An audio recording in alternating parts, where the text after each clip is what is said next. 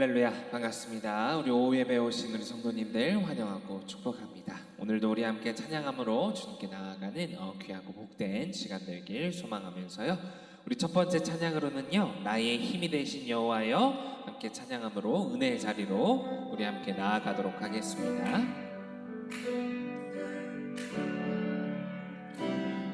나의 힘이 되신 여호와여, 나의 힘이 되신 여호와여, 내가 주님을 사랑합니다. 주는 나의 반석이시며 나의 요새시라. 주는 나를 건지시는 나의 주, 나의 하나님, 나의 피할 바위시요 나의 방패시라. 나의 하나님, 나의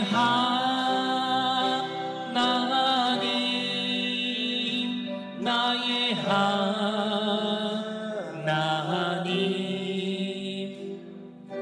구원의 뿌리시요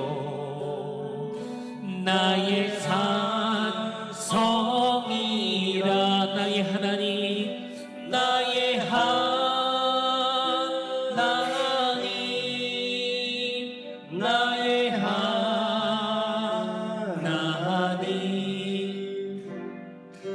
그는 나의 여호와, 나의 구세주. 우리 다시 처음부터 고백합니다.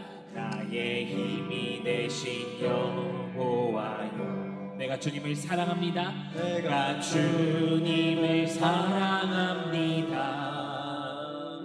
주는 나의 사랑이시며 나의 흠지이시라. 주는 나를 이끄시어 주의 길 인도하시며 나의 생의 목자 되시니 내가 따르리라. 하나님, 나의 하나님,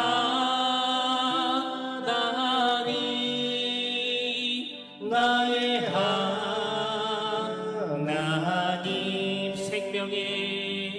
생명의 면류관으로 내게 씌우소서. 나의 하나님,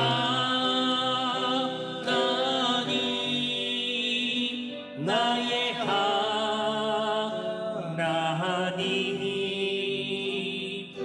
그는 나의 여호와, 나의 구세주. 아멘. 우리 이어서요, 주님을 찬양하는 이 시간, 우리를 하늘의 양식으로 가득 채워주시옵소서. 우리 함께 고백하도록 하겠습니다. 우물가의 여인처럼 난 구했네. 헛되고 헛된 것들을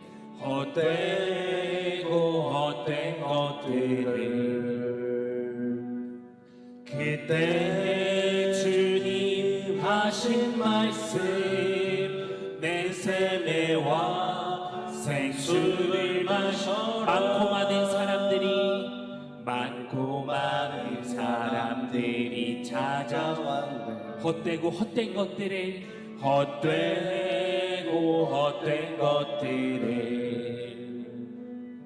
주와 내가 주인 몸에 세상 것과 나 이길 수 없네. 오 주님 채우소서. 오 주님 채우소서. 나의 잔을 높이 듭니다.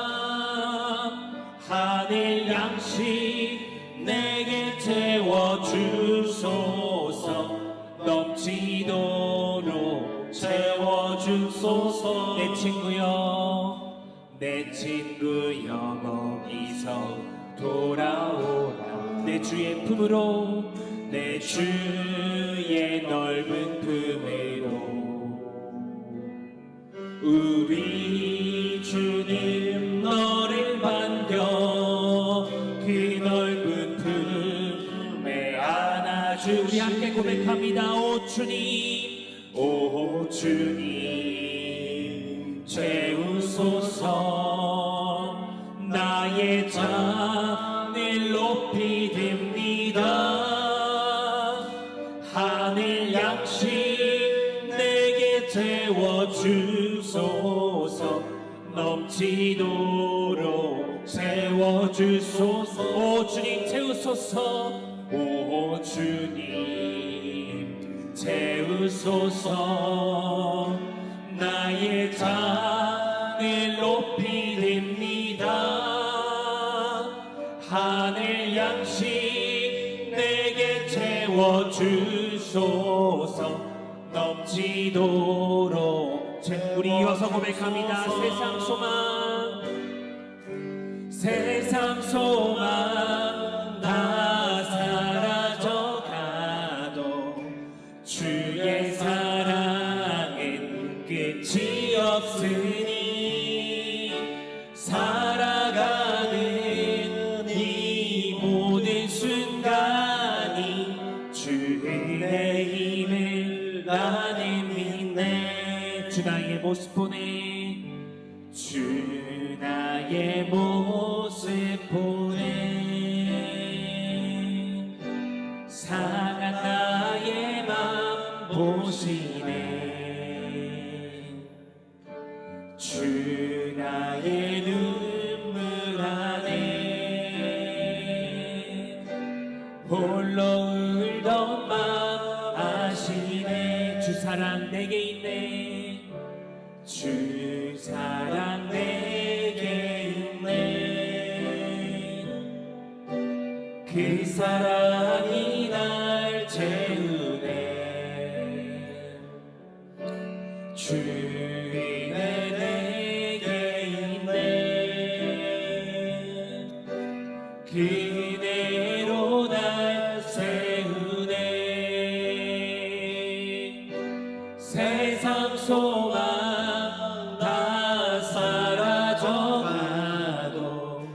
주의 사랑은 끝이 없으니 살아가는 이 모든 순간이 주의 힘을 나는 믿네. 세상 소망, 세상 소망 다 사라져가도 주의 사랑은 끝이 없으니 살아가는 이 모든 순간이 주의 힘을 나는 믿네. 아멘. 우리 이 시간 함께 기도하기를 간절히 소망합니다. 오늘 우리 함께 기도할 기도의 제목은요, 주님께서 우리에게 말씀하셨습니다. 바로 새 계명을 너희에게 주노니 서로 사랑하라. 내가 너희를 사랑한 것 같이 너희도 서로 사랑하라. 하지만 주님, 우린 주님이 주신 그 새로운 계명을 머리로만 알 뿐 우리의 삶의 중심으로 삼지 못하고 살아갈 때가 주님 너무나도 많습니다. 예수님의 사랑과 우리의 사랑은 사뭇 달라 보입니다. 예수님의 사랑은 무조건적이고 자기희생적이며 무대상적인 너무나도 보편적인 아름다운 사랑입니다. 하지만 주님, 우리의 사랑은요, 제한적이고 계산적이고 자기 살림만의 사랑이며 편협하고 얕은 사랑입니다. 물론 주님, 우리는 한낱 인간으로서 자기 스스로를 보호해야 하는 한계를 가지고 있습니다. 하지만 주님은 당신의 그 사랑을 우리에게 새로운 세명으로, 새로운 계명으로 우리 가운데 허락하셨습니다. 힘들고 어려운 이 시대, 이 세대 모든 문제는 모든 사랑의 결여로부터 발생하는 것 같아 보입니다. 그리스도인 된 우리 먼저 우리의 삶의 모든 자리 가운데 다른 이들을 세우고 살리는 그 사랑의 마음을 예수님께서 새롭게 우리에게 주신 그 새 계명의 말씀을 마음에 품고 사랑으로 살아갈 수 있는 우리 모두가 될 수 있도록 주여 이 시간 우리와 함께하여 주시옵소서. 당신께서 우리 가운데 허락하신 그 새로운 계명을 우리 마음의 중심에 놓을 수 있도록 주여 우리와 함께하여 주시옵소서. 이 시간 이러한 기도의 제목을 가지고 함께 기도의 자리로 나아가도록 하겠습니다. 함께 기도합니다. 참 좋으신 사랑의 하나님, 당신께서는 우리 가운데 이렇게 말씀하셨습니다. 내가 너희에게 새로운 계명, 새 계명을 주노니 서로 사랑하라. 내가 너희를 사랑한 것 같이 너희도 서로 사랑하라. 주님, 하나님 당신께서는 자신의 외아들을 이 땅 가운데 보내시어 우리의 모든 죄를 사하시기 위하여 십자가를 통해서 피 흘리신 우리의 모든 죄를 대속하신 그 사랑을 우리 모두 가운데 나타내 보이셨습니다. 당신께서는 말씀만이 아니라 자신의 생명으로, 자신의 낮아짐으로, 자신의 희생으로 우리 모두 가운데 당신의 그 사랑을 주님 우리 가운데 보이셨습니다. 그런 주님께서 우리에게 말씀하십니다. 새 계명을 너희에게 주노니 너희 서로 사랑하라. 내가 너희를 사랑한 것 같이 너희도 서로를 사랑하라. 하지만 주님, 우리는 당신께서 우리 가운데 그 말씀하신 그 새로운 계명을 머리로만 알 뿐 우리의 삶의 중심으로 놓지 못하고 살아갈 때가 너무나도 많음을 주님 고백합니다. 주님, 우리의 사랑은 너무나도 제한적입니다. 주님, 우리의 사랑은 너무나도 계산적입니다. 주님, 우리의 사랑은 너무나도 이기적이며 우리의 사랑은 너무나 자기 살림 중이며 우리의 사랑은 너무나 자기 중심적이며 우리의 사랑은 너무나 편협하며 얕은 사랑임을 주님 우리 모두가 고백합니다. 주님, 우리 모두 연약한 인간입니다. 나만을 위해 살아가고 나만이 이 세상의 중심이다라고 생각하며 살아가는 그러한 부족한 인간입니다. 주님, 우리의 힘으로는, 나의 힘만으로는 당신께서 우리에게 새로이 허락하신 그 새 계명을 마음 가운데 품고 우리의 삶으로 나타나며 살아갈 수 없음을 주님 고백합니다. 주님, 성령이시여 우리의 마음 가운데 찾아와 주시옵소서. 성령이시여 우리의 삶의 중심으로 찾아와 주시옵소서. 나를 변화시켜 주시옵소서. 그래야 내가 새 생명으로 주님 새 계명을 얻어서 너희가 서로 사랑과 같이 주님 너희 서로 사랑하라 말씀하신 당신의 그 계명을 우리의 믿음으로 우리의 삶으로 살아내며 주님 이겨내며 살아갈 수 있는 우리 모두가 될 수 있도록 주의 이 시간 우리와 함께하여 주시옵소서.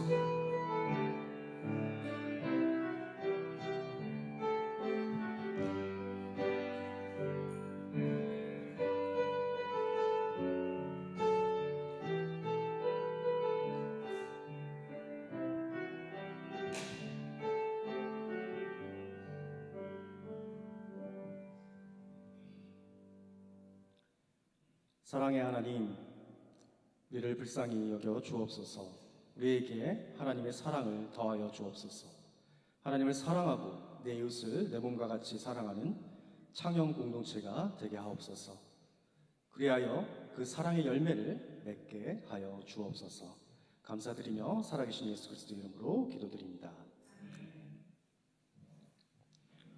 오늘 우리에게 주신 말씀은 히브리서 1장 1절에서 3절 말씀입니다. 히브리서 1장 1절에서 3절 말씀입니다. 다 함께 봉독하도록 하겠습니다.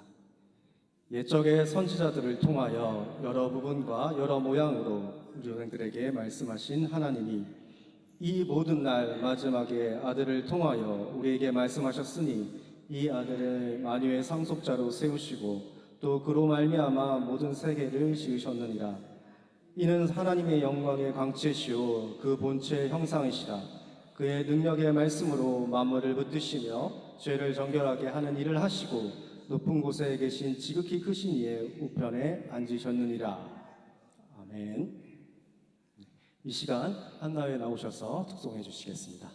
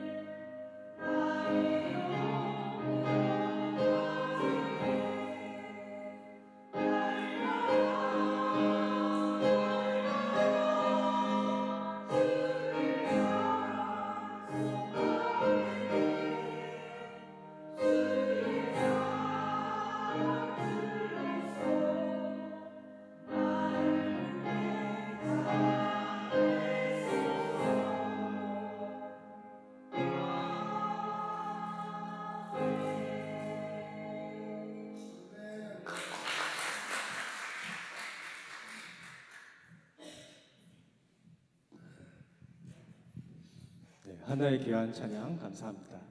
날마다 매 순간순간마다 즐거울 때나 힘들 때나 어려울 때마다 주님을 찬송하는 저와 여러분이 되기를 기원합니다.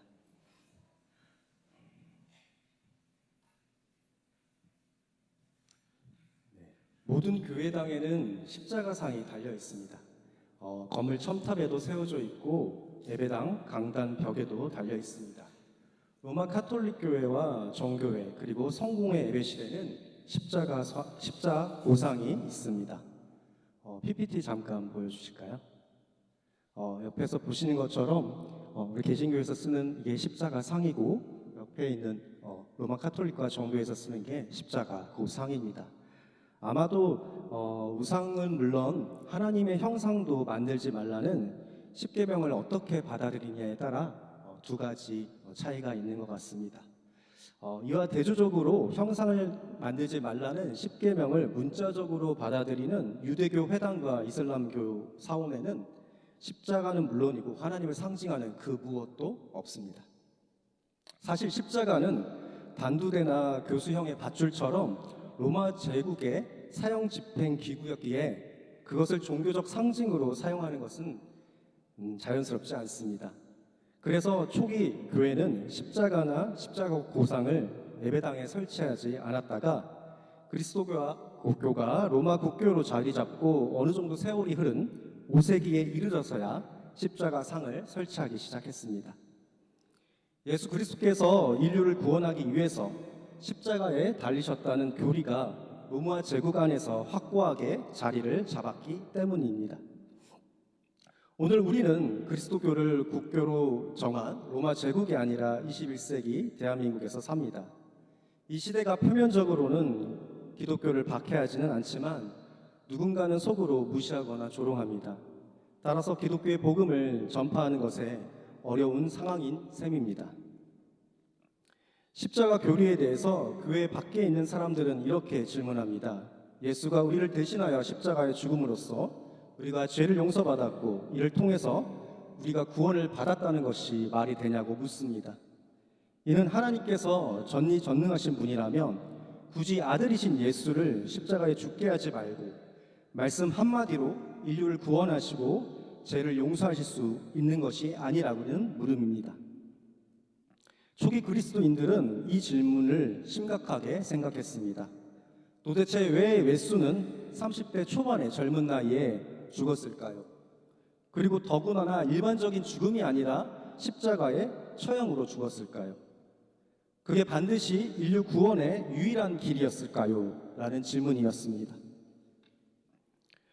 오늘 설교 본문인 히브리서 1장 3절은 예수 그리스도의 본질과 그 정체를 매우 함축적인 문장으로 묘사했습니다. 우리 같이 히브리서 1장 3절 말씀을 다시 읽어보도록 하겠습니다.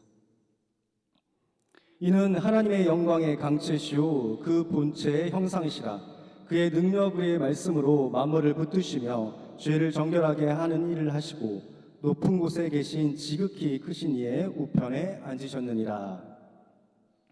예수님이 하나님의 영광의 광채이며 본체의 형상이라는 표현은 예수 그리스도가 곧 보이는 하나님이라는 뜻입니다. 삼위일체 교리의 발전 과정에서 가장 중요했던 호모 우시우스를 가리킵니다. 호모 우시우스는 예수 그리스도가 본질적으로 하나님과 같다는 개념입니다. 제자들과 초기 그리스도인들은 그렇게 그 주장하는 근거를 예수 그리스도에게서 하나님의 뜻이, 하나님의 계시가, 하나님의 말씀이 온전히 드러났다는 데 있습니다. 그냥 드러난 것이 아니라 종말론적으로 드러났습니다. 그래서 히브리서 1장 2절은 이렇게 말합니다. 이 모든 날 마지막에는 아들을 통하여 우리에게 말씀하셨으니 예수 그리스도에게 하나님의 계시가 종결되었다는 뜻입니다. 하나님의 말씀, 하나님의 뜻, 하나님의 계시는 인류 구원을 그 내용으로 합니다. 예수 그리스도를 통해서 구원이 완성되었기 때문에 초기 기독교인들은 예수 그리스도를 즉 구원자라고 고백했습니다. 지금의 현대인들은 구원자가 필요하지 않다고 생각합니다. 자기 운명은 자기가 알아서 자유롭게 살아가고 있으니 제발 간섭하지 말라고 주장합니다. 이런 무신론적인 특징은 날이 갈수록 점점 더 더해져 가는 것 같습니다. 그러나 겉으로만 무신론적이지 실제로는 가짜 신을 믿고 있을 뿐입니다. 스마트폰과 유튜브와 SNS가 현대인들에게는 신이 되었습니다. 개인에 따라서 차이가 있으나 전반적으로는 그런 것들이 없으면 불안해합니다. 잠든 시간 외에는 손에서 스마트폰을 내려놓지 않습니다. 자기 운명을 자기가 결정하는 게 아니라 스마트폰이 SNS가 결정하는 것입니다. 그리스도교의 예배를 우습게 생각하면서도 그들은 현대의 첨단 물질 문명을 예배하듯 추종합니다. 어떤 이들에게는 세계적인 인기 가수의 콘서트에 참여하는 것이 예배이고 어떤 이들에게는 정치적 집회에 참여하는 것이 예배입니다. 사람들은 그런 콘서트나 정치 집회에서 종교적인 카타르시스를 경험합니다. 현대에는 왜 그리스도교가 말하는 하나님을 배척하면서도 유사 종교 현상에 매달리는 것일까요? 성서는 분명하게 대답합니다. 하나님과 사람이 단절되어 있기 때문입니다. 생명의 근원이신 하나님을 모르기 때문에 벌어지는 일종의 불안증입니다. 모르면서도 그 모르는 것을 모릅니다. 플라톤의 동물 비유의 이야기가 있습니다. 몇몇 죄수들이 동굴로 유배당했습니다. 그들은 그곳에서 대를 이어 살았습니다. 그 후손들은 동굴말을 세계 전체로 알았습니다. 동굴은 어두침침합니다. 이끼가 끼어있고 박쥐가 삽니다. 그들에게는 한 가지 금기가 있습니다. 동굴 입구로는 절대 가까이 가지 말아야 합니다. 그런데 어떤 사람이 우연히 동굴 밖으로 나갔습니다. 전혀 다른 세상이 펼쳐졌습니다. 빛이 있고 꽃과 나무가 있고 구름이 있고 하늘을 나는 새들이 있었습니다. 그 사람은 동굴로 들어가서 다른 사람들에게 자기 경험을 전했습니다. 동굴 세계가 시끄러워졌습니다. 그는 동굴 세계의 법칙을 어겼다는 이유로 죽임을 당했습니다. 그리고 동굴 안은 예전처럼 조용해졌습니다. 사람은 어디인가 길들여지면 다른 세계가 눈에 들어오지 않습니다. 세상이 말하는 그런 논리에 길들여지면 성서에서 말하는 하나님의 세계가 눈에 들어오지 않습니다. 교회 밖에 있는 나름 똑똑한 사람들은 오히려 정반대의 주장을 할지도 모르겠습니다.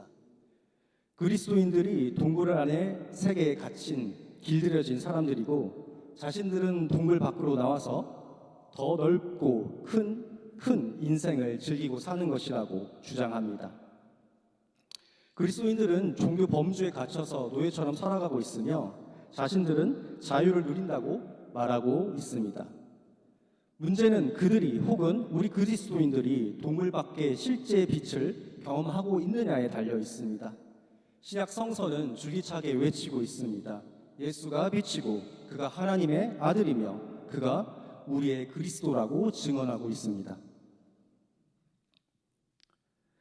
가장 결정적으로는 히브리서 1장 3절에서 보듯이 예수 그리스도께서 죄를 정결케 하는 일을 하셨다는 것입니다. 죄를 정결하게 하셨다는 말은 사람들을 어둠의 동굴에서 빛의 세계로 나오게 하셨다는 뜻입니다. 죄의 정결은 우리의 부도덕한 행위가 마술처럼 사라지는 것이 아닙니다. 우리의 부도덕한 행위는 자기가 책임을 져야 합니다. 예수 그리스도의 십자가로 자기의 그런 행위가 눈 녹듯이 없어진다고 주장한다면 그리스도교야말로 이기적인 종교가 될 것입니다. 이창동 감독은 밀양이라는 영화를 통해 그것을 주제로 삼았습니다. 남편과 사별한 주인공 신혜는 밀양에서 한 아들을 키우면서 지냅니다. 부자 흉내를 내다가 아이가 유괴를 당합니다. 결국 주인공의 아들은 죽고 맙니다. 이후에 교회에서 조금씩 그 마음의 치유를 얻어갑니다. 주인공 신혜는 유괴 살인범을 용서해야겠다는 생각으로 교도소를 찾아갑니다. 그러나 그녀가 말을 꺼내기도 전에 살인범은 먼저 하나님께서 나를 용서하시기 때문에 마음의 평안을 얻었다고 말합니다. 살인범의 이런 뻔뻔한 태도는 십자가의 신앙을 오히려 욕되게 하는 것입니다. 죄가 씻겼다고 말할 때 죄는 자신을 신의 차원으로 높이는 욕망을 의미합니다. 교만이고 자기 숭배이고 자기 연민이자 자기 사랑입니다. 자기 스스로 자기 생명을 완성해야 하겠다는 욕망이 그런 방식으로 자기를 높이도록 부추깁니다. 이런 삶의 태도는 생명의 주인이신 하나님을 믿지 못하는 데서 옵니다. 믿지 못하기 때문에 끊임없이 무엇을 먹을까, 마실까, 입을까 하는 걱정에서 헤어나오지 못합니다. 물론 일용할 양식이 없어도 무조건 하나님만으로 얼마든지 행복하게 살면 된다는 뜻은 아닙니다. 한국 사회에서 일용할 양식이 없어서 불행한 사람은 그렇게 많지 않습니다.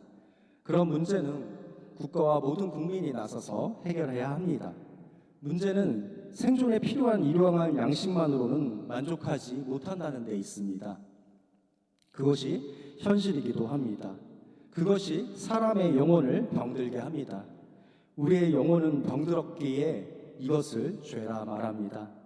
죄가 씻겼다는 것은 자기 자신에 대한 열망에서 하나님께로 돌아섬으로써 사람들을 병들게 하는 인간적인 염려에서 벗어났다는 것을 말합니다. 이것이 쉽지는 않습니다. 그래서 예수께서 하나님의 나라가 가까이 왔으니 회개하라고 말씀하셨습니다. 하나님의 나라는 하나님의 통치입니다. 또 그의 능력입니다. 성서에서 말하는 하나님은 창조주이시며 역사를 주관하시는 분이시며 세상을 완성하시는 분이십니다. 예수님의 표현에 따르면 그는 아빠 파르테, 즉 우리의 삶을 책임지시는 아버지이십니다. 잃어버린 양 한 마리를 찾으려 사방팔방을 헤매는 목자와 같은 분이십니다. 그 하나님에 대한 실제적인 경험은 각자 인생이 다르듯 각자 다릅니다. 암 선고를 받고 호스피스 병동에서 죽음을 기다리는 사람들, 사업에 실패한 사람들, 실현당한 사람들, 실직당한 사람들, 입시에 실패한 젊은이 등등 우리가 피해보려고 애쓰는 모든 운명에도 하나님이 함께 하신다는 사실을 우리는 느낄 수 있습니다. 그렇습니다. 우리가 어떤 안타까운 운명에 떨어져도 하나님께서 우리와 함께 하신다는 사실을 결정짓는 사건이 바로 예수 그리스도의 십자가의 죽음입니다. 십자가의 죽음은 객관적으로 사람을 위로해 줄 만한 사건이 아닙니다. 바울은 고린도전서 1장에서 예수의 십자가의 죽음이 유대인들에게는 꺼리끼는 것이요 이방인들에게는 미련한 것이라고 언급하였습니다. 그러나 그리스도인들에게는 하나님의 능력이고 하나님의 지혜입니다. 왜냐하면 하나님의 영광의 광채이신 예수의 십자가의 죽음을 통해서 우리도 죽음을 두려워하지 않게 되었기 때문입니다. 죽음을 두려워하지 않는다면 그 외에 어떤 것도 우리는 두려워하지 않을 수 있습니다. 물론 그리스도 신앙을 몰라도 죽음을 두려워하지 않는다고 말하는 사람들이 있습니다. 나라를 구하는 일에 자기는 죽음도 두렵지 않다면서 목숨을 바치는 군인들도 있습니다. 심지어 극단주의 테러리스트들도 그렇게 주장합니다. 또 다른 종교인들 중에 정신수양의 상당한 경지에 도달한 사람은 죽음에 초연하기도 합니다. 저는 그런 태도에 대해서 평가하지는 않겠습니다. 다만 그리스도의 신앙에서 말하는 차원은 그것과는 다르다는 점만을 분명히 말씀드리고자 합니다. 예수님은 다른 도인들처럼 죽음 앞에서 초연한 분이 아니었습니다. 가능하면 그런 죽음을 피해달라고 기도했습니다. 그러나 자기에게 닥치는 운명을 하나님의 뜻으로 알고 순종했습니다. 그렇게 예수에게 십자가 처형이 집행되었고 아무도 예상하지 못한 일이 그 뒤로 일어났습니다. 그것을 히브리서 2장 9절은 이렇게 요약해서 전합니다. 제가 새 번역으로 읽겠습니다. 예수께서 다만 잠시 동안 천사들보다 낮아지셔서 죽음의 고난을 당하심으로써 영광과 존귀의 면류관을 받아 쓰신 것을 우리가 봅니다. 그는 하나님의 은혜로 모든 사람을 위하여 죽음을 맛보셔야 했습니다. 예수께서 잠시 천사들보다 낮아지셨다는 말이 우리에게는 낯선 표현입니다. 당시 일부 그리스도인들은 예수를 천사와 같은 존재로 생각했습니다. 아마도 예수가 천사였다면 죽지 않았을 것입니다. 천사의 능력으로 십자가 처형의 사건을 깨부셨을 것입니다. 히브리서는 예수께서 십자가 처형을 당하심으로써 영광과 존귀의 면류관을 쓰셨다고 증언하고 있습니다. 십자가 죽음과 영광과 존귀의 면류관은 상극입니다. 십자가 죽음은 가장 모욕적이고 비루하고 고통스러운 사건이며 영광과 존귀의 면류관은 최절정의 명예이기 때문입니다. 예수는 이 사건에서 모욕적이고 이 고통스러운 사건과 명예로운 이 사건을 통합하였습니다. 죽음을 간통하여 종말론적 생명으로 변화하였습니다. 종말론적 생명은 세상 마지막 때 그 실체가 드러날 하나님의 생명입니다. 그게 구체적으로 무엇인지 아직 우리는 모릅니다. 다만 예수의 운명이 죽음으로 완전 끝난 것이 아니라는 사실은 분명합니다. 십자가에 달려 죽었던 예수가 제자들에게 살아있는 자로 나타나셨기 때문입니다. 그 부활의 예수로 인해 제자들은 아직 오지 않을 종말의 생명을 실제로 경험할 수 있었습니다. 히브리서에 따르면 이제 가장 저주스러운 예수 그리스도의 십자가 죽음은 하나님의 은혜로 모든 사람을 위한 죽음이 되었습니다. 모든 사람이라는 말은 모든 사람의 죽을 운명을 가리킵니다. 누구도 외에는 없습니다. 예수 그리스도께서 죽음의 고난을 받으심으로써 영광과 존귀의 면류관을 쓰셨듯이 이제 죽을 운명에 처한 모든 사람도 하나님의 영광에 들어갈 수 있게 되었습니다. 영광은 죽음이 극복된 생명을 가리킵니다. 영광의 세계에는 죄와 죽음이 개입할 수 없습니다. 거기에는 잘난 척하는 이도 없고 무시당하는 이도 없습니다. 모두가 하나님의 품에 안긴 하나님의 자녀가 됩니다. 하나님의 자녀가 된다는 것이 어떤 사태인지를 사실적으로 확인할 수는 없으나 신약 성서와 사도신경이 가리키는 단어를 빌려서 말하면 그것은 영생입니다. 그 영생을 믿기에 우리는 죽음 앞에서도 두려워하지 않습니다. 죽음을 두려워하지 않으니 이 현실에서 벌어지는 죽음의 운명에 대해서도 크게 걱정하지 않습니다. 다만 죽음의 고난을 받아들임으로써 영광과 존귀의 면류관을 쓰신 예수께 가까이 다가가려고 최선을 다합니다. 이 사실을 바울은 빌립보서 3장에서 감동적으로 묘사했습니다.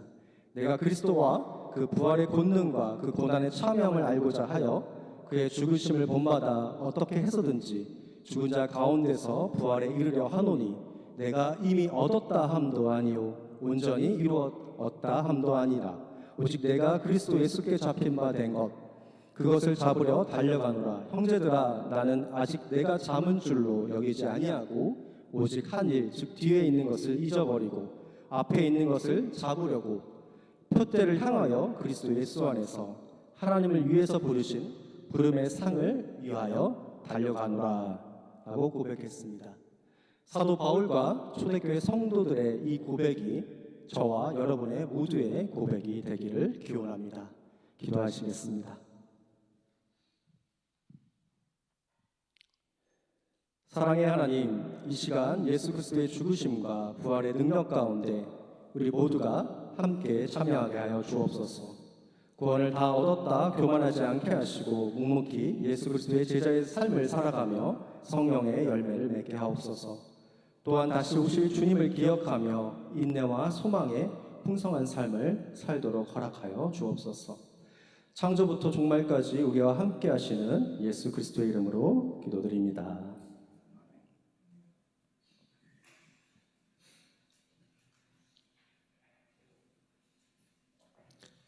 다 함께 찬양 96장 드리도록 하겠습니다.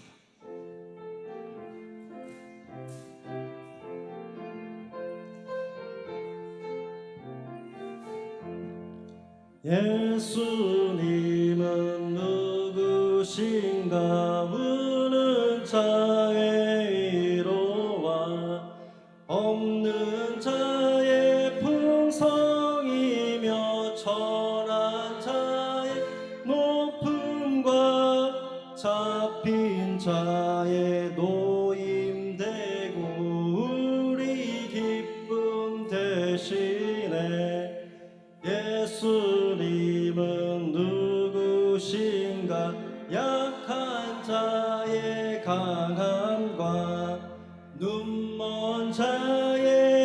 고치시며 병든 자의 고침과 죽은 자의 부활되고 우리 생명 되시네. 예수님은 누구신가? 추한 자의 정함과 죽을 자의 생명이며 죄인들의 중보와 멸망자의 구원되고 우리 평화 되시네. 예수님은 누구신가? 온 교회의 머리와 온 세상의 구주시며 모든 왕의 왕이요 심판하시 주님 되고 우리 영광 되시네.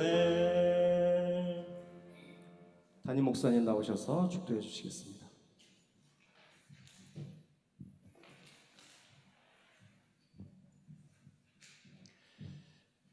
이제는 우리 주 예수 그리스도의 은혜와 아버지 하나님의 극진하신 사랑하심과 성령님의 세상 끝날까지 우리와 동행하시는 놀라운 교통의 역사가 오늘 주신 말씀과 같이 발달하는 과학 문명이 하나님이 되고 자신이 하나님이 되어가는 세상 가운데 유대인들에게는 꺼리는 것이며 이방인들에게는 미련한 것, 바로 십자가를 통하여 우리를 구원하신 주님이 우리의 구원자이며 우리가 그들의 주님의 제자인 것을 고백하며 살아가겠노라고, 또한 그 주님을 세상 가운데 널리 전하며 살아가는 삶을 살아가겠노라고 결단하며 세상 가운데 나아가는 사는 주의 백성들과 그의 가정과 산업의 터전 위에 이제로부터 영원토록 함께 해주시기를 우리 주 예수님의 이름으로 간절히 축원하옵나이다.